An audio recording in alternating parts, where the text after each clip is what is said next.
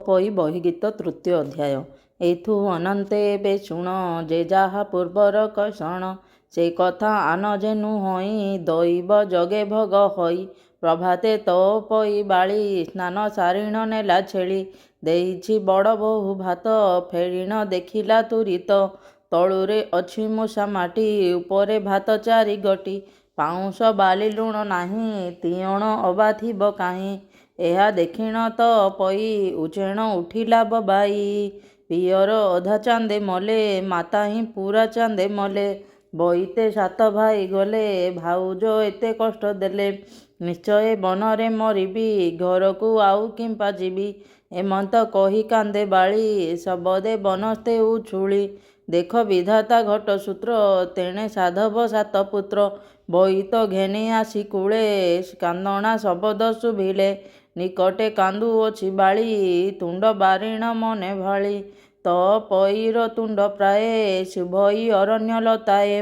ଶୁଣି କନିଷ୍ଠ ଭାଇ ଗଲା, ଅରଣ୍ୟ ଭିତରେ ପଶିଲା। ରଜନୀ ଅର୍ଦ୍ଧ ହୋଇଅଛି, ଦେଖି ସାଧବ ପୁତ୍ର ଯାଇ। କିଏ ତୁ ଭଲରେ ଗ କହ, ତ ପଇର କମ୍ପେ ଦେହ। କାହାର ଅଟୁଗ ତୁ ଗୋ ବଂଶ, ନାମ ତହର ଅଟେ କିସ। ଏମନ୍ତ ଶୁଣି ତ ପଇ, ନ କାନ୍ଦି ସମ୍ଭାଳି କହଇ। ନ ଜାଣେ ଭାଇ ବୋଲି କର, ଉଭା ହୋଇଲେ ମନେ ଡରି। ବଇଲେ କେ ତୁମେ ଗୋସାଇଁ, ନିରକ୍ଷ ପ୍ରାଣୀ ମୁଁ ଅଟଇ। ବଡ଼ ଘରଣା ହୋଇ ଜାତ, ଏ ବନେ ହୋଇଲି ଅନାଥ। ମୋର ପିତାଙ୍କ ନାମ ସାହୁ, ସାତ ପୁଅରେ ସାତ ବୋହୂ। ବଇତ ସାତ ଖଣ୍ଡ ତାର, ସେ ଅଟେ ପିଅର ମୋହର। ମୋହର ନାମ ତ ପଇ, କଷ୍ଟ କହିଲେ କଷ୍ଟ ନ ସରଇ। ଭାଇ ଯେ ଗଲେ ବଇତରେ, ଭାଉଜ କଷ୍ଟ ଦେଲେ ମୋରେ। ଅନେକ ମତେ ଦେଲେ ଗାଳି, ବନସ୍ତେ ରଖାଇଲେ ଛେଳି। ମନେ ପଡ଼ିଲେ ଭାଇମାନେ, ରୋଦନ କରୁଅଛି ବନେ। ଶୁଣ ହେ ମାତା ତ ପଇ, ବଇତ ଘେନି ସାତ ଭାଇ। ଆସିଲୁ ଏହି ନିକଟରେ, ରୋଦନ ଶୁଣିଲୁ ସେଠାରେ। ମତେ ପୋଷିଲେ ଜ୍ୟେଷ୍ଠ ଭାଇ, ବଇତେ ଛନ୍ତି ଦେଖ ଯାଇ। ତେଣୁ ମୁଁ ଏଠାକୁ ଅଇଲି, ଅରଣ୍ୟେ ତତେ ମୁଁ ଦେଖିଲି। ଏବେ ଗ ମାଏ ଚାଲ ଯିବା, ଭାଇଙ୍କୁ ସମସ୍ତ କହିବା। ଶୁଣି ଆନନ୍ଦ ତ ପଇ, ଅନ୍ଧକି ଚକ୍ଷୁ ଦାନ ପାଇ। ଚାତକ ପିଇଲା କିନିର, ଚନ୍ଦ୍ରକି ଦେଖିଲା ଚକର। ଭାଇ ଭଉଣୀ ବେଗେ ଗଲେ, ବଇତେ ପ୍ରବେଶ ହୋଇଲେ। ବଇତେ ଜଳୁଥିଲା ଦୀପ, ଦେଖିଲେ ତ ପଇ ରୂପ। ତେଲ ବିହୁନେ କେଶ ଉଡ଼େ, ମୁଣ୍ଡୁ ଉକୁଣି ଝରି ପଡ଼େ। ଛିଣ୍ଡା ଲେଙ୍କଡ଼ା ପିନ୍ଧିଥାଏ, ଦେଖି ବିକଳ ସାତ ଭାଇ। କହଇ ଭାଇଙ୍କ ଆଗରେ, ତୁମେ ତ ଗଲ ବଇତରେ। ପାଳି ଯେ ଥିଲେ ମାସ ଦୁଇ, ଯେଉଁ ପ୍ରକାରେ ଥିଲ କହି। ରାଣ୍ଡି ବ୍ରାହ୍ମଣୀ ବୋଲ ଶୁଣି, ନଦେଲେ ମତେ ଅନ୍ନ ପାଣି। ସେ ରାଣ୍ଡି କହିଲା ତାହାଙ୍କୁ, ଛେଳି ରଖାଅ ନଣନ୍ଦକୁ। ତାହାର ବୋଲକୁ ଶୁଣିଲେ, ବନରେ ଛେଳି ରଖାଇଲେ। ଭିତରେ ମୂଷା ମାଟି ଭରି, ଉପରେ ଗୋଟି ଭାତ ଚାରି। ବଡ଼ ବୋହୂର ହେଇ ମତେ ଦୁଃଖ ଦେଲେ ଯେତେ, ସାନ ବୋହୂର ପାଳି ଦିନ, ବହୁତ ଦେଇଥାଇ ଅନ୍ନ। ଏମନ୍ତ ଶୁଣି ସାତ ଭାଇ, କହନ୍ତି ଶୋକ ଭର ହୋଇ। ଅଷ୍ଟରତ୍ନର ଅଳଙ୍କାର, ଦେଲେ ଯେ ଭଉଣୀ ଶରୀର। ବସାଇ ଚଉକି ଉପରେ, ତୀକ୍ଷ୍ଣ କାତିଏ ଦେଲେ କରେ। ବଇଲେ ଯେହୁ ପ୍ରିୟ ତୋର, ନାସିକା ନ କାଟିବୁ ତାର। ଯେ ଅବା ଦୁଃଖେ ଦେଲେ ତୋର, ନାସିକା କାଟିବୁ ତାହାର। ଏମନ୍ତ କହି ଭାଇ ଗଲେ, ରାଜ୍ୟକୁ ଦୂତ ବରି ଗଲେ। ରାଜ୍ୟରେ ଚହଳ ପଡ଼ିଲା, ଶୁଭେଣ ବଇତ ଲାଗିଲା।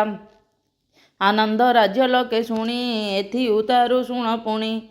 ପୁଣି ହିଁ ସାଧବର ପୁଏ, ଘରକୁ କହି ପଠିଆଏ। ବେଗ ହୋଇଲ ତୁମେ ଯାଅ, ବୋହୂମାନଙ୍କ ଆଗେ କହ। ସଙ୍ଗତେ ଘେଣି ତ ପଇ, ଆସନ୍ତୁ ବଇତ ବନ୍ଧାଇ। ତକ୍ଷଣେ ଲୋକେ ଧାଇଁ ଗଲେ, ଶପଥ ବୋହୂଙ୍କୁ କହିଲେ। ତ ପଇଙ୍କୁ ସଙ୍ଗେ ନିଅ, ଶୁଭେଣ ବଇତ ବନ୍ଧାଅ। ଶୁଣି ସମସ୍ତେ ଆର ତେଣ, ତ ପଇକି ଖୋଜି ଆଣ। ବୋଲଇ ସାନ ବୋହୂ ତହିଁ, କାଲି ତ ବନୁ ଆସି ନାହିଁ। ଖାଇଲା ଭୂତ କି ରାକ୍ଷସ, ଏବେ ଲଢ଼ିଲେ ହେବ କିସ। କର୍ମେ ଅବଶ୍ୟ ଅଛି ଯାହା, ଭୋଗ କରିବା ଟିକି ତାହା। ବଇଲ ବଡ଼ ବୋହୂ ଶୁଣି, ବାହାର ହୁଅ ଅର୍ଘ୍ୟ ଘେନି। ବଇତ ବେଗେ ବନ୍ଧାଇବା, ପୁଛିଲେ ବଞ୍ଚାଇ କହିବା। ଏମନ୍ତ ଅର୍ଘ୍ୟ ଘେନି ବାଳି, ବଇତ ପାଶେ ଯାଇ ମେଳି। ବୋହୂଙ୍କୁ ଦେଖି ସାତ ଭାଇ ବଲଇ ଅଧର କମ୍ପାଇ ସଙ୍ଗତେ ତ ପଇ କାହିଁ ତୁମ୍ଭେ ଆସିଲ କିମ୍ପାଇଁ ମଝିଆ ବୋହୂ ଦେଲେ ପାଣି ଜରାଇଛନ୍ତି ଝିଅ ମଣି କେମନ୍ତ ଚାଲିଣ ଆସିବେ ଦେହରେ ପୀଡ଼ା ଯେ ପାଇବେ ଏମନ୍ତ ଶୁଣି ସାତ ଭାଇ କହନ୍ତି କ୍ରୋଧଭର ହୋଇ ଦେବତା ଛନ୍ତି ମଙ୍ଗ କଣେ ବନ୍ଦାଓ ଯାଇ ଜଣେ ଜଣେ ପ୍ରଥମେ ବଡ଼ ବୋହୂ ଗଲା କଣେ ଦେବତା ବନ୍ଦାଇଲା ଛୁରୀରେ ତ ପଇ ବାଳି କାଟିଲା ନାକର ବଉଳି ନୀଳେନ୍ଦ୍ରୀ ନାମ ସାନ ବୋହୂ ତ ପଇର ପ୍ରିୟ ସେଉ ସମସ୍ତେ ପଛ ଯେ ସେ ଆଇଲା ସେ ବୋହୂ ପଛେ ବନ୍ଦାଇଲା ସାନ ବୋହୂକୁ ଦେଖି ବାଳି ସେ ହସ୍ତରୁ ପକାଇଲା ଛୁରୀ କଣ୍ଠୁ କାଢ଼ିଲା ରତ୍ନମାଳି ବୋହୂ ବେକରେ ଦେଲା ବାନ୍ଧି କାଖ କରିଣ ବୋହୂ ନେଲା ଆପଣା ମନ୍ଦିରେ ରଖିଲା ଅତି ଆନନ୍ଦ ସେ ହୋଇଲେ ଉତ୍ତମ ସୁଖ ଭୋଗ କଲେ ଏମନ୍ତ ଶୁଣି ସେ ରୁକ୍ମିଣୀ ବୋଲନ୍ତି ଆହେ ଚକ୍ରପାଣି ନା କହି ମାନେ କାହିଁ ଗଲେ କେମନ୍ତ ଯାଇ ସେ ରହିଲେ ସେ କଥା କହ ଆହେ ହରି କେମନ୍ତ ହେଲେ ଏତେ ସରି ରାଣ୍ଡି ବ୍ରାହ୍ମଣୀ ସିନା ଆସି ତାହାକୁ ଶିଖାଇଲା ବସି ବଲଇ ନଣନ୍ଦ ଏ ଛାର ତାହାକୁ ଏହାକୁ ଏତେ ସେବା କର କଷଣ ଦେଇ ତ ମାଇଲ ପଛକୁ ଦୁଃଖ ସମ୍ପାଦିଲ ତୁମେ ଗୋ ନିର୍ଲଜ ବାଳିଶ ଏହାର ଯୋଗେ ଜୀବନାଶ ଏମନ୍ତ କହିନ ସେ ଗଲା ମାୟା ମୋହିନୀ ଲଗାଇଲା ହଜିଲା ଏହାଙ୍କର ବୁଦ୍ଧି ନଣନ୍ଦ ସଙ୍ଗେ ହେଲେ ବାଦି ଆୟତ ନଥିଲା ତାଙ୍କରି କିମ୍ପା ହୋଇଲେ ଏତେ ସରି କହନ୍ତି ଦେବକୀ ନନ୍ଦନ ଶୁଣ ଗୋ ଯୁବତୀ ରତନ ନା କହି ମାନେ ତ ହିଁଗଲେ ଅରଣ୍ୟ ଭିତରେ ପଶିଲେ ବହୁତ ଦୂର ପଥ ଯାଇ ବୁଲନ୍ତି ବାଇ ପ୍ରାୟ ହୋଇ ବିକଳେ କରନ୍ତି ରୋଦନ ଶୁଭଇ ଘର ଗରଜନ ସମସ୍ତେ ହୋଇ ଏକ ମେଳ ବସିଲେ ବୃକ୍ଷ ଛାଇ ତଳ ରୁଧିରେ ତନୁ ଜର ଜର ପଡ଼ଇ ଧରଣୀ ଉପର ହୃଦଏ ବେନି କର ମାରି କାନ୍ଦନ୍ତି ଦୈବ ସୁମାରି ଆହା ବିଧାତା ଏ କଲୁ କି ଦୋଷେ ଏହା ଦଶା କଲୁ ଏକ କରମ ସଡ଼ ନାରୀ ଲେଖିଣ ଥିଲୁ କି ବିଚାରି କିମ୍ପାଇଁ ନ କଲୁ ମରଣ ବନସ୍ତେ ଥିଲା ଏକ କ୍ଷଣ ସାଧବ ଘରେ ହେଲେ ଜାତ ଏକାଳେ ହୋଇଲୁ ଅନାଥ ଯାଆନ୍ତୁ ବାପା ଭାଇ ଘର ମୁଖକୁ ଚାହିଁବୁ କାହାର ଏମନ୍ତ ବଲିଣ ଯୁବତୀ ସମସ୍ତେ ରୋଦନ କରନ୍ତି ବଇଲେ କରିବାକୁ କିସ ଖାଇ ମରିବା ଆଣ ବିଷ କେବଲେ କିଛି ଗନ ଭାଳ ନିଶ୍ଚେ ପୁରିଲା ଆମ କାଳ କେବଲେ ବନେ ପଶି ଯିବା ବ୍ୟାଘ୍ର ଭାଲୁଙ୍କ ମୁଖେ ଯିବା କେହି ଆମ୍ବକୁ ନ ଖାଇଲେ ନିରେଖେ ବୋଲି ଛାଡ଼ି ଗଲେ ଏମନ୍ତ ବହୁ ବେଳ ଗଲା ତିମିର ଆସି ପ୍ରବେଶିଲା ଦୈବ ଯୋଗାଣ ଶାର୍ଦୂଳ କ୍ଷୁଦ୍ର ତୃଷାରେ ସେ ଆକୁଳ ମିଳିଲେ ଯୁବତୀଙ୍କ ପାଶେ ଦେଖିଣ ବଢ଼ିଲା ସାହସ ନା କହି ମାନେ ତହିଁ ପଡ଼ି ପିଣ୍ଡରୁ ପ୍ରାଣ ଗଲା ଛାଡ଼ି ବେନି ଶାର୍ଦୂଳ ତହିଁ ଗଲେ ସେ ମୃତ ପିଣ୍ଡ ପଡ଼ିଥିଲେ ଏମନ୍ତ ରଜନୀ ପାହିଲା ରବି କିରଣ ପ୍ରକାଶିଲା ସେ ବନେ ସଦାଶିବ ଥାନ୍ତି ମର୍କତ ଲିଙ୍ଗ ସଭା ପାନ୍ତି ତାହାଙ୍କୁ ନ ଦେଖନ୍ତି କେହି ଗୁପତେ ହୋଇଥାନ୍ତି ରହି ବିରୂପା ନାମେଣ ଶବର ବୁଲଇ ମହାବନ ଘର ଏମନ୍ତେ ବନେ ବୁଲୁଥିଲା ବନ ସେ ଲିଙ୍ଗକୁ ଭେଟିଲା ଦେଖିଲା ମର୍କତ ଲିଙ୍ଗକୁ ବିଚାର କଲା ସେ ମନକୁ ବୋଇଲା ଆଜି ଭାଗ୍ୟ ମୋର ଦର୍ଶନ ପାଇଲା ଶଙ୍କର ସେ ଶୁଦ୍ଧ ଚିତ୍ତେ ଦୃଢ଼ କଲା ସାଷ୍ଟାଙ୍ଗ ଦଣ୍ଡବତ କଲା ଉଠି ହୋଇଲେ କୃତ୍ୟ ସେଠାକୁ ଗଲେ କତୁରିତ ସ୍ନାନ ଶୌଚ ଜଳେ ସାରି ନୀର ଆଣିଲା କରେ ଧରି ଶିବଙ୍କ ଶରୀରେ ଢାଳିଲା କୁସୁମ ବେଲପତ୍ର ଦେଲା ସୁସ୍ୱାଦୁ ପକ୍ୱ ଫଳ ଆଣି ଦେଇ ପୂଜିଲା ଶୂଳ ପାଣି ଉଠିଣ କଲା ନମସ୍କାର ମେଲିଣ ମାଗିଲା ଛାମୁର ଉଠି ବଇଲେ ଦେବହର ଆନନ୍ଦେ ବଇଲେ ଶବର ଏମନ୍ତ ନିତ୍ୟ ସେବା କରି ଦୃଢ଼ ବିଶ୍ୱାସ ଚିତେ ଧରି ଦିନେ ସେ ବିରୂପା ଶବର ପୂଜିଣ ଯାଉ ସେ ଶଙ୍କର